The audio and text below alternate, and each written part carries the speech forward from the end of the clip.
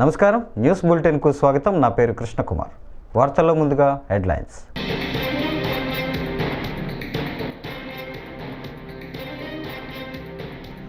వివిధ శాఖలపై ముఖ్యమంత్రి చంద్రబాబు సమీక్ష. ఇప్పటికే పలు శాఖలకు సంబంధించి శ్వేతపత్రాల విడుదల.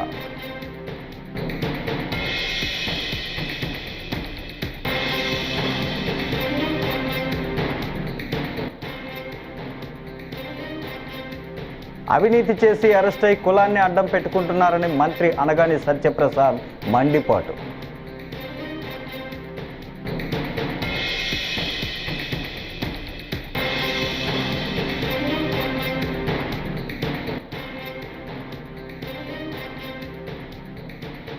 హామీలు అమలు చేయకుండా చంద్రబాబు ప్రజలను మోసం చేస్తున్నాడని జగన్ వ్యాఖ్యలు.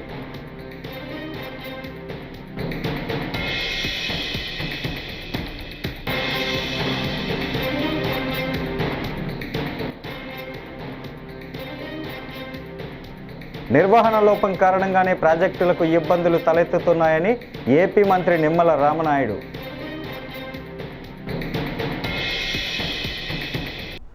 ఇక డీటెయిల్స్ చూస్తే, ఏపీలో అధికారంలోకి వచ్చాక రాష్ట్ర అభివృద్ధి ధ్యేయంగా ముఖ్యమంత్రి చంద్రబాబు నాయుడు ముందుకు దూసుకెళ్తున్నారు. సీఎంగా బాధ్యతలు చేపట్టినప్పటి నుంచి పలు శాఖలపై చంద్రబాబు దృష్టి సారించారు. గత వైసీపీ పాలనలో ఆయా శాఖల్లో జరిగిన అవినీతి అక్రమాలను ప్రజలకు చూపించేందుకు ప్రయత్నిస్తున్నారు. ఇప్పటికే పలు శాఖలకు సంబంధించి శ్వేతపత్రాలను విడుదల చేశారు. అలాగే అనేక శాఖల్లో పరిస్థితి ఎలా ఉందనే దానిపై సమీక్షా సమావేశాలు నిర్వహించారు. తాజాగా ఈరోజు వివిధ శాఖలపై ముఖ్యమంత్రి చంద్రబాబు సమీక్ష జరపనున్నారు.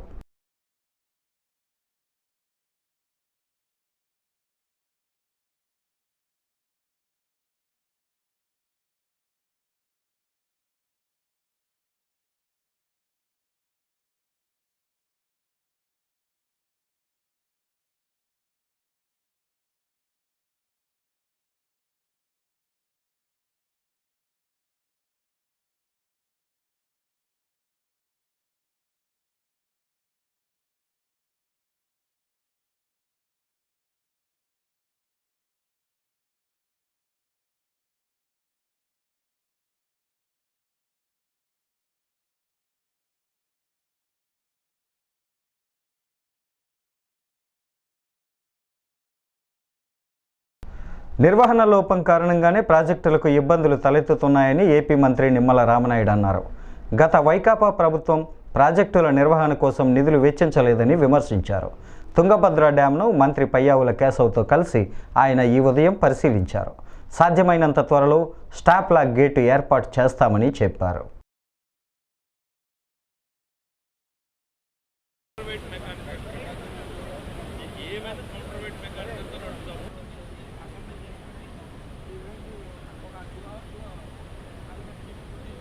ఈ యొక్క 19వ గేట్ ఏదైతే కొట్టుకుపోయినటువంటి పరిస్థితుల్లో మరి ఇది పురాతనమైనటువంటి అంటే దగ్గర 75 సంవత్సరాల ప్రాజెక్టు కావడం వల్ల ఏదైతే ఆ గేటుకి సంబంధించి 45 సంవత్సరాలే దాని లైఫ్, బట్ ఇది 70 ఇయర్స్ అవడం వల్ల మరి ఆ ప్రాబ్లం వచ్చింది అనేది ప్రాథమికంగా కొంత చెప్తున్నటువంటి పరిస్థితి. ఏదైతే ఆ గేట్ స్థానంలో కూడా మరి పర్టికులర్గా స్టాప్ లాక్ గేట్ ఏదైతే ఉందో మరి అవి ఈ ప్రాజెక్టుకి లేకపోవడం వల్ల తాత్కాలికంగా మరమ్మతులు చేసుకోవడానికి కానీ తాత్కాలిక నీటి నిలుపుదల చేసుకునే అవకాశం లేనిటువంటి స్థితిలో ఏదైతే చంద్రబాబు నాయుడు గారు కూడా స్పందించి కన్నమ నాయుడు గారు ఎవరైతే ఈ యొక్క గేట్ల అమరికలో నిర్మాణంలో అత్యంత కీలకంగా ఉన్నటువంటి వ్యక్తిని, ఆయన హైదరాబాద్లో ఉంటే మరి ఆయన కంటికి చికిత్స చేయించుకున్నా కూడా మరి స్పెషల్ ఫ్లైట్ కూడా అరేంజ్ చేసుకుని ఈయన ఇక్కడ పంపించి అంటే మా పోలవరం ప్రాజెక్ట్ గేట్ల అమరికలో కూడా ఆయనకి బాగా సమర్థత ఉన్నటువంటి వ్యక్తి. ఆయన యొక్క సారథ్యంలో ఇమ్మీడియట్లీ, ఎందుకంటే ఏదైతే గేట్ని మనం పునర్నిర్మాణం చేయాలనే ఆలోచనతో ఉన్నప్పుడు పూర్తి స్థాయిలో నీరు తగ్గిస్తే అంటే ప్రజెంట్ 104 టీఎంసీల నీరు ఉంది. మరి కొత్త గేట్ని మళ్ళీ ఆ స్టాప్ లాక్ గేట్ని మనం ఏర్పాటు చేసుకుంటే రాష్ట్రంలోని కూటమి ప్రభుత్వం ప్రతి అడుగులో కూడా మోసమే కనిపిస్తోందని వైఎస్ఆర్సీపీ అధ్యక్షుడు మాజీ ముఖ్యమంత్రి వైఎస్ జగన్మోహన్ రెడ్డి పేర్కొన్నారు. మాడుగుల నియోజకవర్గం ఎంపీటీసీలు జెడ్పీటీసీలతో తాడేపల్లిలోని తన క్యాంపు కార్యాలయంలో వైఎస్ జగన్మోహన్ రెడ్డి సమావేశమయ్యారు. ఈ సందర్భంగా ఆయన మాట్లాడారు.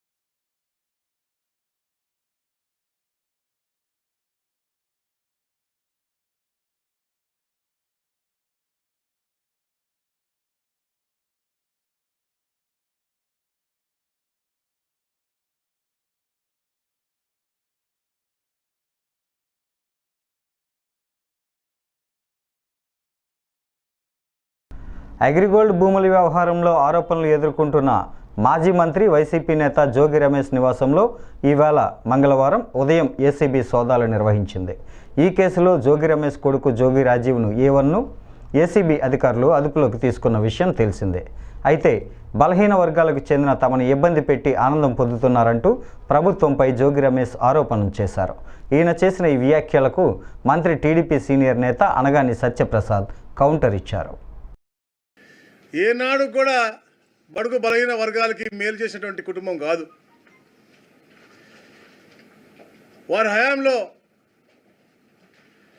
బడుగు బలహీన వర్గాల యొక్క అభ్యున్నతి కోసం కానీ లేదా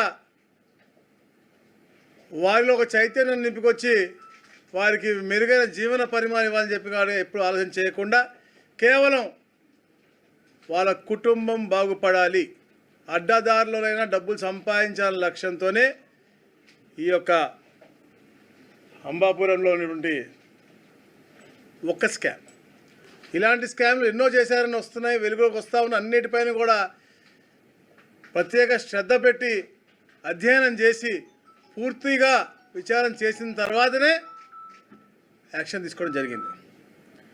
ఉదయాన్నే ఆయన మాట్లాడుతూ నోటికి వచ్చినాడు అంటే ఇంకా కూడా అబద్ధాలు, ఎందుకంటే అబద్ధాల పునాదిని పుట్టినటువంటి పార్టీ కాబట్టి, ఆ ట్రైనింగ్ అయినటువంటి పార్టీ కాబట్టి అసలు ఎక్కడ కూడా ఏం చేయలేదు నిరూపిస్తారా అడుగుతారు. తప్పకుండా చర్చకు ఎక్కడికన్నా కూడా, ఎందుకంటే ఆల్రెడీ మా అధికారులందరూ కూడా మీతో చర్చించే కేసు పెట్టడం జరిగింది. ఏదైతే ఒక అగ్రిగోల్డ్ యజమాని పెట్టు కేసు మీద అవ్వచ్చు, డబుల్ రిజిస్ట్రేషన్ అవ్వచ్చు, మీరు చేసుకున్నటువంటి రాటిఫికేషన్ డీడ్ మీద ఉన్నటువంటి వైఎస్ఆర్సీపీ నేతలపై చంద్రబాబు ప్రభుత్వం కక్షపూరితంగా వ్యవహరిస్తోందని మాజీ మంత్రి పేర్ని నాని ఆగ్రహం వ్యక్తం చేశారు. ప్రజలకు పథకాలు అమలు చేయకుండా వైఎస్ఆర్సీపీ నేతలపై తప్పుడు కేసులు పెడుతున్నారని ధ్వజమెత్తారు. అగ్రిగోల్డ్ భూములు జోగి రమేష్ కుమారుడు కొన్న భూములకు దగ్గరలో కూడా లేవన్నారు. 2022లో పేపర్ ప్రకటన జోగి రమేష్ ఇచ్చారు. ఆయన దగ్గర స్థలం కొన్నప్పుడు కూడా వాళ్ళు కూడా పేపర్ ప్రకటన ఇచ్చారు. సిబిఐ కూడా ఎక్కడ అభ్యంతరాలు చెప్పలేదు. ఆగస్టు 2న ఏసీబీ FSIR నమోదుకు చేసింది అని పేర్ని నాని మండిపడ్డారు.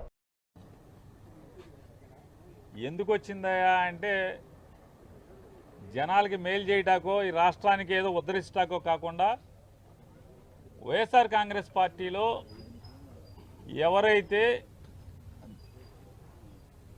గట్టిగా పనిచేశారో, తెలుగుదేశం పార్టీకి వ్యతిరేకంగా లేదా చంద్రబాబు నాయుడు గారు జగన్మోహన్ రెడ్డి గారిని దూషిస్తే లేదా దుర్మార్గంగా మాట్లాడితే దానికి ఎవరెవరైతే కౌంటర్లు చేశారో ఆ కౌంటర్లు చేసిన వాళ్ళందరినీ కూడా కక్ష సాధించుకుంటాకి తప్పితే గడిచిన 60 రోజుల్లో చంద్రబాబు నాయుడు అధికారానికి వచ్చినటువంటి 60 రోజుల్లో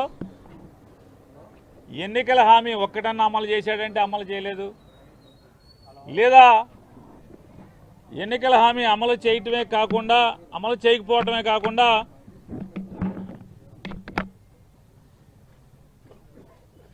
ఓ మంచి కార్యక్రమం ఏమన్నా చేశారా అంటే ఈ రాష్ట్రాన్ని ఉద్ధరించేదానికి ఒక్కటి చేయకపోగా అన్నీ FIRలు కడతాం, తప్పుడు కేసులు కడతాం, దొంగ కేసులు కడతాం. ఏదో రకంగా వైఎస్ఆర్ కాంగ్రెస్ పార్టీలో ఇటువంటి జెండా మోసే చిన్న కార్యకర్త దగ్గర నుంచి మాజీ మంత్రుల వరకు అందరినీ కూడా భయభ్రాంతులను చేసి ఎవరు కూడా పార్టీ పరంగా బయటికి రాకూడదు, తద్వారా రాజకీయ లబ్ధి పొంది దీర్ఘకాలం తన కొడుకు ఈ రాష్ట్రాన్ని అధికారాన్ని అనుభవించే కుట్రలో భాగమే ఇవాళ జోగి రమేష్ గారి కుమారుడిని కేసులో ఇరికించడం. అంటే ఏం తప్పు జరిగిందని చెప్పని అగ్రిగోల్డ్ ఆస్తులు ఏ ఆస్తులు ఉన్నాయో అవన్నీ కూడా జీవోలు ఇవ్వడం జరిగింది. తిరుమల శ్రీవారిని సినీ నటి జాన్వీ కపూర్ దర్శించుకున్నారు. మంగళవారం VIP ప్రారంభ విరామ దర్శన సమయంలో ఆమె స్వామివారి సేవలో పాల్గొన్నారు. టీటీడీ అధికారులు జాన్వీకి స్వాగతం పలికి దర్శన ఏర్పాట్లు చేశారు. దర్శనం అనంతరం జాన్వీ రంగనాయకుల మండపంలో పండితుల ఆశీర్వచనం చేసి స్వామివారి తీర్థప్రసాదాలను అందజేశారు. మేడం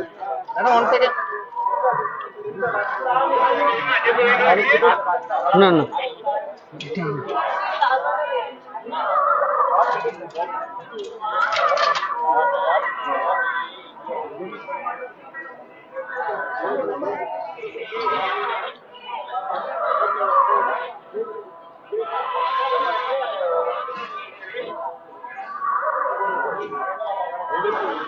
మేడం మేడం మెల్లగా రండి madam.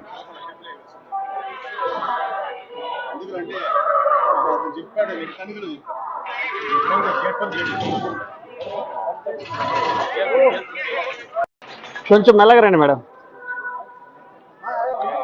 Madam madam 1 second madam, temple shot photo madam 1 second.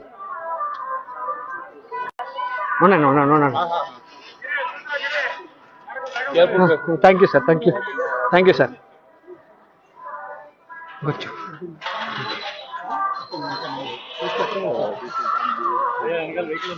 चलो चलो चलो चलो गाड़ी गाड़ी गाड़ी गाड़ी आता है ना?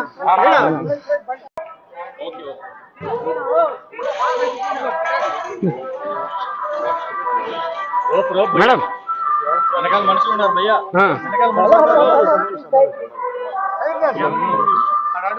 మేడం ఒక్క చిన్న మాట మేడం, తెలుగులో చాలా రోజుల తర్వాత సినిమా తీస్తున్నారు, ఒక్క మాట మేడం. అన్నా నువ్వు వారగరానా, నా వారగరానా, कुछ तो बात करो मैडम प्लीज. बात करेगा भैया, गेట్ల మీదకి వెళ్ళిపోతున్నారు. फोटो लेके चलता है.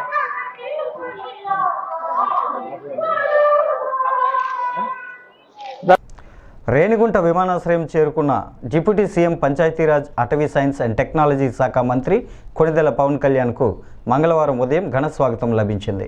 ఉప ముఖ్యమంత్రికి JC Shubham Bansal, municipal commissioner Tirupati Narapureddy Maurya, Tirupati MLA Arani Srinivasulu, ఆర్డీఓలు నిశాంత్ రెడ్డి, రవిశంకర్ రెడ్డి, ఎస్డీసీ ప్రోటోకాల్ చంద్రశేఖర్ తదితరులు స్వాగతం పలికిన వారిలో ఉన్నారు.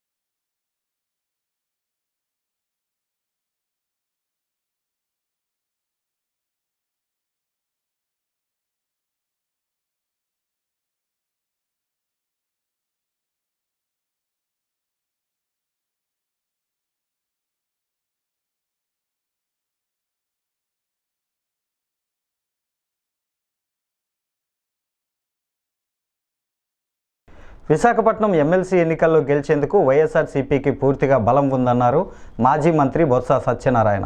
అనైతికంగా కూటమి సర్కార్ ఎందుకు అభ్యర్థిని పోటీలో నిలుపుతుందని ప్రశ్నించారు. వైఎస్ఆర్సీపీ ఎమ్మెల్సీ అభ్యర్థిగా సోమవారం బొత్స సత్యనారాయణ నామినేషన్ దాఖలు చేశారు. అనంతరం ఆయన మీడియాతో మాట్లాడుతూ ఎమ్మెల్సీ ఎన్నికల్లో పోటీ చేయాలని వైఎస్ జగన్మోహన్ రెడ్డి కోరారు. ఈ క్రమంలోని ఎన్నికల్లో పోటీ చేసేందుకు ఈరోజు నామినేషన్ వేశాను. మాకు సంఖ్యాబలం ఉంది. వైఎస్ఆర్సీపీ తప్పకుండా విజయం సాధిస్తుంది. మాకు 530 మందికి పైగా ప్రజాప్రతినిధుల బలం ఉన్నప్పుడు కూటమి అభ్యర్థిని ఎందుకు బరిలో దింపుతుంది? వైఎస్ఆర్సీపీకి బలం ఉన్నప్పుడు అనైతికంగా ఎందుకు అభ్యర్థిని పెడుతున్నారు అని అన్నారు.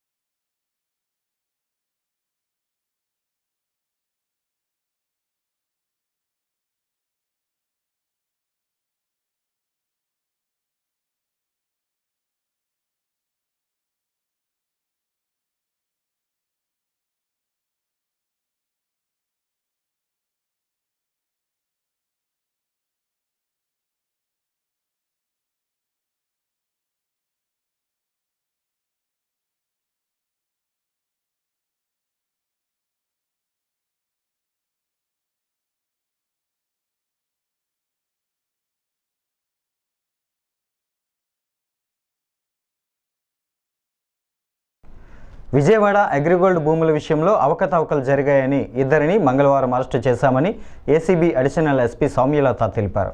గొల్లపూడి ఏసీబీ కార్యాలయం వద్ద మీడియాతో మాట్లాడుతూ అగ్రిగోల్డ్ భూముల సర్వే నెంబర్ను కూడా మార్చారని ఏసీబీ అధికారుల విచారణలో అవకతవకలు నిజమని తేలాయి.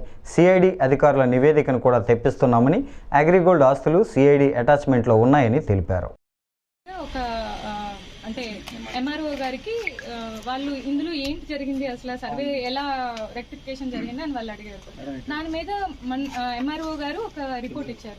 ఆ రిపోర్ట్ ని మాకు ఇందులో ఎంఆర్ఓ గారు ఇచ్చిన రిపోర్ట్ లో వీళ్ళందరూ ఇన్వాల్వ్మెంట్ ఉంది, వీళ్ళందరూ పబ్లిక్ సర్వెంట్స్ కాబట్టి ఏసీబీ డీల్ చేసి ఎంక్వైరీ చేసి డీల్ చేస్తే సబ్మిట్ చేశారు. ఆ రిపోర్ట్ మీద డీజీ గారు మాకు ఫర్దర్ గా ఎంక్వైరీ కండక్ట్ చేసి దీని మీద ప్రొసీడ్ అవ్వమని మాకు పంపించడం జరిగింది. దాని మీద మేము ఎంక్వైరీ చేసి ప్రైమ్ ఆఫీసర్ ప్రూవ్ అయిన తర్వాత కేసు రిజిస్టర్ చేసాం. దాని మీద ప్రొసీడ్ అవుతున్నాం. అంటే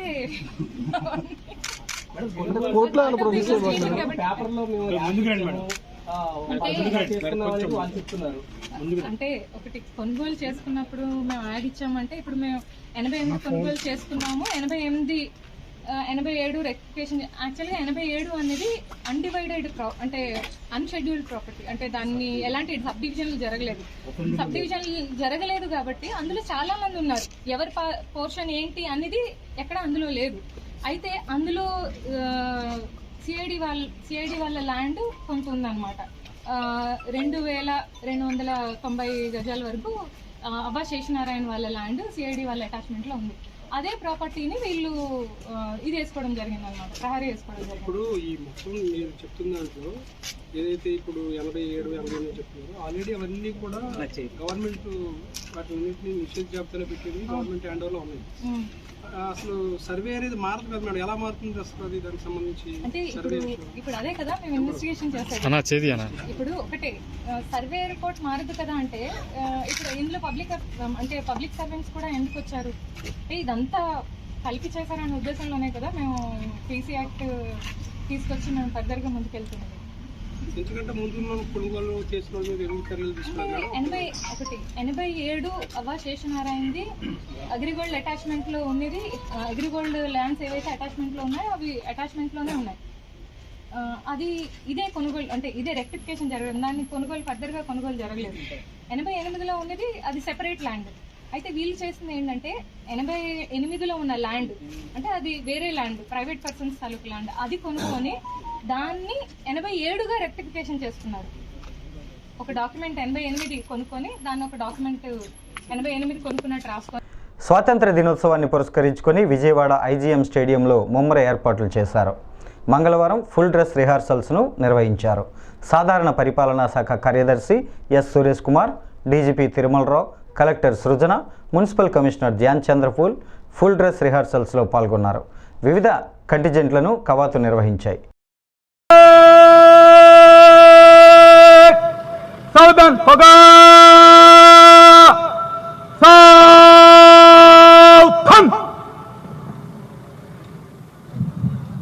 After reviewing all the contingents and greeting all the people, today's chief guest and honorable chief minister of Andhra Pradesh, Sri Nara Chandrababu Naidu Garu, has written to the saluting diners. వివిధ కంటింజెంట్లను పరిశీలించి ప్రేక్షకుల అభివాదానికి చిరునవ్వుతో ప్రత్యభివాదమిచ్చిన అనంతరం ఈనాటి కార్యక్రమ ముఖ్య అతిథి గౌరవనీయులు ఆంధ్రప్రదేశ్ రాష్ట్ర ముఖ్యమంత్రి వర్యులు శ్రీ నారా చంద్రబాబు నాయుడు గారు సెల్యూటింగ్ డయాస్ వద్దకు విచ్చేశారు.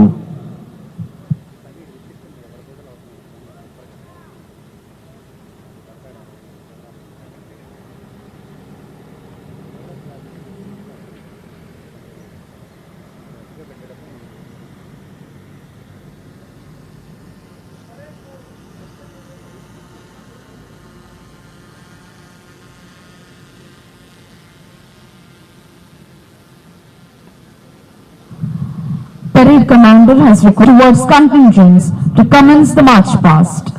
ఈనాటి కార్యక్రమ ముఖ్య అతిథి గౌరవనీయులు ఆంధ్రప్రదేశ్ రాష్ట్ర ముఖ్యమంత్రి వర్యులు శ్రీ నారా చంద్రబాబు నాయుడు గారి అనుమతి తీసుకున్న parade commander Shri quit India ఉద్యమంలో అసువులు బాసిన అమరవీరుల సంస్మరణ దినోత్సవం తెనాలిలో ఘనంగా నిర్వహించారు. ఈ కార్యక్రమంలో మంత్రి నాదెండ్ల మనోహర్ పాల్గొని అమరవీరుల స్తూపాల వద్ద నివాళులర్పించారు. ఈ సందర్భంగా మనోహర్ మాట్లాడుతూ భారతదేశ స్వాతంత్ర చరిత్రలో తెనాలికి ప్రత్యేక స్థానం ఉందన్నారు. మహనీయుల త్యాగాలను స్ఫూర్తిగా తీసుకొని భవిష్యత్తు కోసం ప్రతి ఒక్కరూ కలిసికట్టుగా కృషి చేయాలని తెలిపారు. తెనాలికి ఒక ప్రత్యేకమైన స్థానం. అమరవీరులు ఆ రోజున గాంధీ గారి పిలుపు మేరకు క్విట్ ఇండియా ఉద్యమంలో పాల్గొనడానికి సీతారామయ్య గారు, ఔత్ సుబ్బారెడ్డి గారు, అదేవిధంగా చంద్రమౌళి గారు ఇచ్చిన పిలుపు మేరకు మారిస్పేట నుంచి రైల్వే స్టేషన్కి వాళ్ళు నిరసన తెలపడానికి వచ్చినప్పుడు బ్రిటిష్ పరిపాలనలో 7 మన ప్రాంత వాసులు ఆ రోజు అమరవీరులు అయ్యారు. వాళ్ళు ఆశించిన విధంగా మన ప్రాంతానికి, మన భవిష్యత్తు కోసం, మన పరిపాలన కోసం, స్వాతంత్రం కోసం ఏ విధంగా వాళ్ళు ప్రాణాలని త్యాగం చేశారో అది మనందరం కూడా స్మరించుకుంటూ ప్రతి సంవత్సరం తెనాల్లో బహుశా భారతదేశంలో ఎక్కడ జరగదు. మనం ఈ విధంగా చక్కటి కార్యక్రమం వాళ్ళని స్మరించుకుంటూ భావితరాలకు స్ఫూర్తినిచ్చే విధంగా ఒక చక్కటి కార్యక్రమం పురపాలక సంఘం నుంచి ప్రతి ఏటా మనం ఏర్పాటు చేసుకుని పెద్దల్ని ఈ విధంగా గౌరవించుకుంటున్నాం. ఈ సందర్భంగా స్వాతంత్ర ఉద్యమంలో ఎంతో మంది మన ప్రాంతానికి చెందిన గొప్ప మనుషులు, మహనీయులు, వాళ్ళు ఆస్తులు త్యాగాలు చేసి కుటుంబాలకి దూరం అయిపోయి గాంధీ గారి పిలుపు మేరకు ఎంతో సాహసంతో మన దేశ స్వాతంత్రం కోసం పోరాడిన వ్యక్తులు, మహనీయులు ఎంతో మంది ఉన్నారు. ప్రతి గ్రామాల్లో కూడా ఆ విధంగా వాళ్ళు ముందుకు వచ్చి నిలబడిన వ్యక్తులు అనేక మంది తెనాలి నియోజకవర్గం నుంచి ఉన్నారు. వాళ్ళందరినీ కూడా గుర్తుపెట్టుకోవాలి, స్మరించుకోవాలి. యువత ప్రత్యేకంగా ఈరోజు చాలా అద్భుతంగా అందరూ కూడా ఒక మంచి ప్రొసెషన్ లో ఇక్కడికి రావడం, ఆ ఊరేగింపులో భాగంగా చదువుకున్న విద్యార్థులు, స్కౌట్స్ అండ్ గైడ్స్ సంబంధించిన వ్యక్తులు, అదేవిధంగా పురపాలక సంఘం నుంచి అధికారులు కూడా పాల్గొన్నారు, రాజకీయ నాయకులు కూడా పాల్గొన్నారు. అందరినీ కూడా నేను కోరేది, ప్రతి సందర్భంలో కూడా మనం ఏ విధంగా వీళ్ళు త్యాగాలు చేసి మన దేశం కోసం ప్రాణాలు అర్పించారో మనం అదొక స్ఫూర్తిగా తీసుకుని మన భవిష్యత్తు కోసం మనం కలిసి పనిచేసుకుందాం. ఇది ఆ గాంధీ గారు కోరిన విధంగా భారతదేశాన్ని ఇంకా చక్కగా అభివృద్ధి బాటలో నడిపే విధంగా మన ప్రాంతానికి మనం పునరంకితం అయ్యే విధంగా కలిసి పనిచేసుకుందాం అని ఈ సందర్భంగా ప్రతి ఒక్కరిని కూడా నేను మనస్ఫూర్తిగా. రాయదుర్గం పట్టణంలో బిఎడ్, డిఎడ్ అభ్యర్థుల కోసం ఉచిత కోచింగ్ కార్యక్రమాన్ని ప్రారంభిస్తున్నట్లు ఎమ్మెల్యే కాలువ శ్రీనివాసులు పేర్కొన్నారు. పట్టణంలోని తన నివాసంలో మంగళవారం ఆయన మీడియాతో మాట్లాడారు. నిరుద్యోగ, ఉపాధ్యాయ అభ్యర్థులందరూ అవకాశాన్ని సద్వినియోగం చేసుకోవాలని పిలుపునిచ్చారు. టెక్స్టైల్ పార్క్ వద్ద సెంటర్ను ఏర్పాటు చేయనున్నట్లు పేర్కొన్నారు. అర్హులైన వారు 18వ తేదీలోగా దరఖాస్తులు చేసుకోవాలన్నారు. బీసీలు, దళితులు, మైనార్టీలు, ఇతర సామాజిక వర్గాల వాళ్ళు కూడా చాలా పేదరికంలో ఉంటారు. అలాంటి స్థితి నుంచి కష్టపడి చదువుకొని ఉద్యోగాన్వేషణలో ఉన్న నిరుద్యోగ